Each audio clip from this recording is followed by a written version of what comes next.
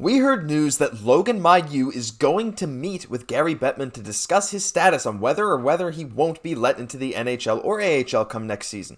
We'll talk about that, plus a mock trade proposed by the hockey writers bringing Anthony Mantha to the Habs for Joel Armia. Finally, Owen Beck's in a bit of trouble, and we're going to discuss exactly what we mean by that on this edition of Habs Digest. Hello, bonjour, ahoy, and welcome to today's news edition of Habs Digest. I'm your host, Josh Gosse, alongside my co-host, Jesse Poirier, and a quick reminder, as always, that about 70% of you guys, it's actually a bit below 70%, I should update that screenshot, but a lot of you guys are really not subscribed, right? Well over 60% have not hit that button, and you're watching our videos every single day, so if you watch every video we post and you want to see every single one that comes out, hit subscribe, hit the bell, we got your back. Jesse, let's just talk briefly about this, because Logan Mailloux, of course, he's a hot topic of conversation, not only because of his amazing play, but because of the sort of controversy that has surrounded him since he was drafted to the Montreal Canadiens just a few years ago.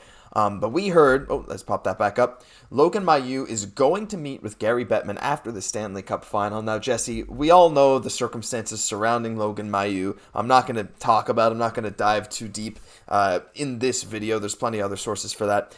But I just wanted to ask you, what are your thoughts that Bettman, it's confirmed now that he's going to meet with Bettman, and what do you think might be the outcome of this meeting? Because for me, I feel like we'll see a world where Logan Mailloux is probably playing in the NHL system somewhere next season.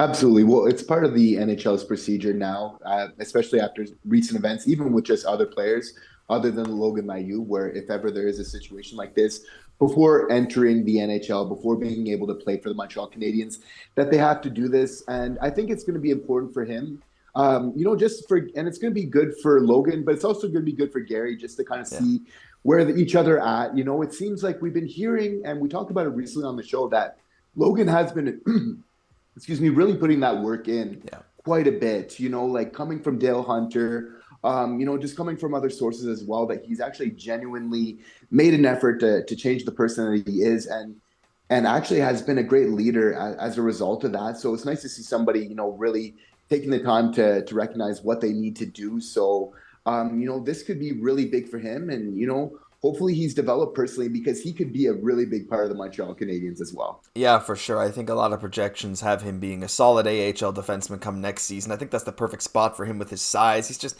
dominating the OHL at this point, and we're going to kind of touch on that OHL to AHL gap a bit later with Owen Beck, but I completely agree.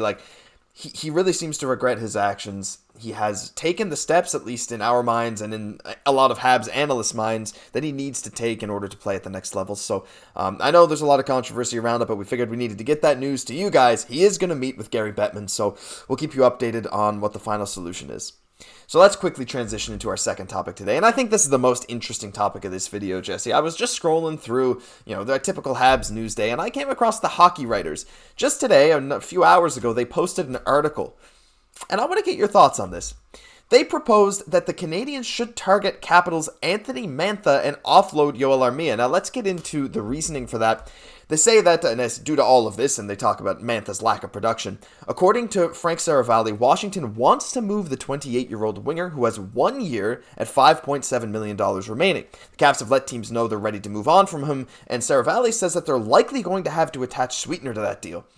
And so the hockey writers say, well, why doesn't Kent Hughes use this opportunity, use his cap space that he has, try and offload Joel Armia, who is a much smaller contract for Washington. It's 2 years, but it's at only about $3 million per year, and see if Washington will also give maybe a second, third round pick back for Anthony Mantha. So, there's a lot to digest in this trade, Jesse. I am skeptical as to whether or not the Capitals would be willing to give up Mantha and a pick for someone like Joel Armia, but again, for a team that's a little cap-strapped, it doesn't seem too ridiculous. What are your thoughts on this trade, sort of from both perspectives?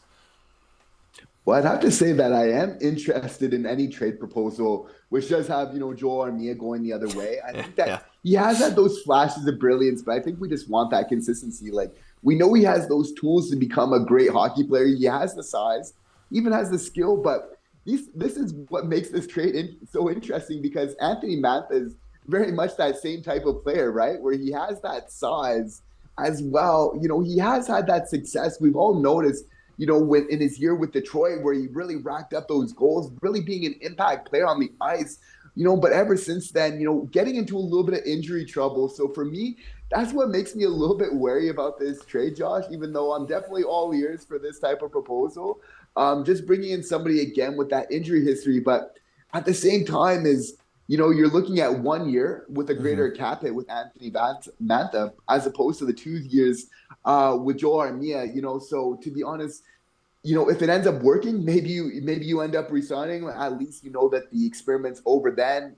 Maybe coming to Montreal, coming back to Quebec might help them. So definitely an interesting trade proposal, to say the least. Yeah, it's interesting because coming home to Montreal has that thing like, oh, maybe he's more comfortable, or maybe the media will be harder on it. Like, you don't know, right? There's a lot of stuff going on with that, but this feels eerily similar to the stuff we heard about Sean Monahan last year. Now, obviously, Anthony Mantha did not have the NHL pedigree that Sean Monahan has had. But at the same time, Mantha, like you said, Jesse, has proven that he's a very skilled player, has proven he's able to put pucks in the net. But last year was his first relatively healthy year in a while, and he really didn't produce. So at this point, the Capitals, who signed him to that big deal at almost a $6 million a year cap hit, are just like, we want to get off this last year of the deal. And again, if Saravalli says like they need to attach a pick, again, Armia is someone that maybe needs a new home, right? Somewhere for just a fresh start. And I think the exact same thing is true with Mantha. And like you said, right, Montreal, like, we know they're not in a contending position next year. So if they can somehow offload Armia and get a draft pick while just taking on a 1 year of Mantha, and say Mantha does good, you look to flip him at the deadline, right, if he doesn't get hurt. But again, it comes back exactly like you said, Jesse. What if he does get hurt? What if he's a bit injury prone and we have Sean Monahan situation 2.0? I mean, I'm not too upset. We still got that first with Monahan, but is that injury concern enough of a concern for you to offset maybe the bonus of getting a draft pick while also offloading Armia? Or do you think that if Washington does say Mantha and a third for Armia, do the Habs just do that instantly? Yeah, for me, that's the reason why I'm wary. Just basically, if any player that has because it's normal to get injured at some point in your NHL career, Yeah. but if it starts becoming multiple seasons for considerable parts of time, that's where I start to get worried because we're a much better team than we've shown, and it's really these injuries that have held us back. So I feel it's imperative for Habs management to recognize this and to sign players, that can stay healthy, but also for our staff to really take care of them as well. Just culturally, I feel like this is one of the most important things in our offseason to address. Yeah, I think so too. All right, well, let's move on to the final topic of the video, and it's I don't know. It seems like there's been a few problems with Owen Beck recently on the channel, but this one's very interesting. It's not with Owen Beck, the player. It's not with Owen Beck, the person. No, none of that. It's Owen Beck, the Habs prospect, and only from that perspective, because if you guys didn't know, which I didn't know, the NHL and CHL have an agreement where NHL teams must return CHL players drafted and signed to an ELC, which is Owen Beck, to their CHL club if the NHL club does not retain that player on the active roster, but that only applies for 18 and 19-year-old players. The issue is, Owen Beck is 19, so either the Habs have to take him onto their team, or he gets sent back to the CHL. And that poses a problem, because at this point, he's like, I saw in the article they mentioned it's similar to what happened to Victor Mete. At some point, there's not much left to learn at the CHL level, but you're just not ready physically or mentally maybe for the NHL games, so the AHL is a perfect spot, but you don't have the choice. Jesse, what is kind of your thought? I mean, do you think if you're faced with this situation, do you rush Owen Beck to the NHL, assuming he doesn't show out like crazy in camp, or do you just send him back to the CHL where he's probably just going to go down and dominate and maybe not learn a ton? No, it's true. I don't think it's ideal for him in any type of situation. I get that maybe these rules is to kind of protect the player, but it's a really hard to say at this point in time. And please let us know in the comments if you feel like Owen Beck should play in the NHL next year, possibly as our 3C, or if he should be in the CHL. Yeah. It's one of those things where definitely he doesn't have too much to learn, but it's probably rushing him a little bit, right? Especially when we're not trying to be overly competitive.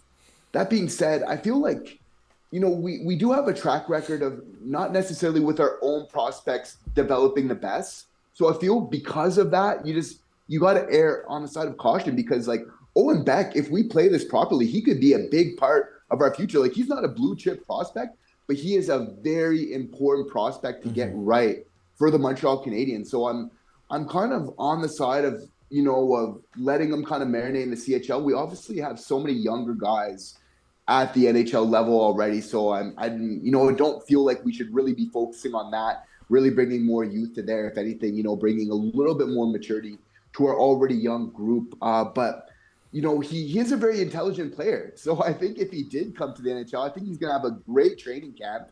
And I think he's really going to make them think long and hard, because a lot of skills that he has already, as we saw, making great plays, as we just broke down the other day, like a lot of these skills are NHL ready, though. Yeah, they are, and especially since he went to Peterborough, where he took on much more of a defensive role. You can see he's been put in every single clutch faceoff situation. His defensive ability has really, really been one of the things that has shined about him with Peterborough specifically, as opposed to Mississauga, where he was the number one offensive option. So his offensive capabilities there, his defensive capabilities there. I see a world where he's on Montreal next year, but hey, again, last thing we want to do is rush him. I think it's probably, if you have to make that choice, maybe CHL is better, but I think it's just an unfortunate situation all around. But that'll do it for this news edition of Habs Digest. If you enjoyed, leave a like, comment, subscribe to the channel. Let us know your thoughts on all the topics we discussed today. We'd love to hear from you. I'm Josh Gosse for my co-host Jesse Poirier. We'll catch you in the next one.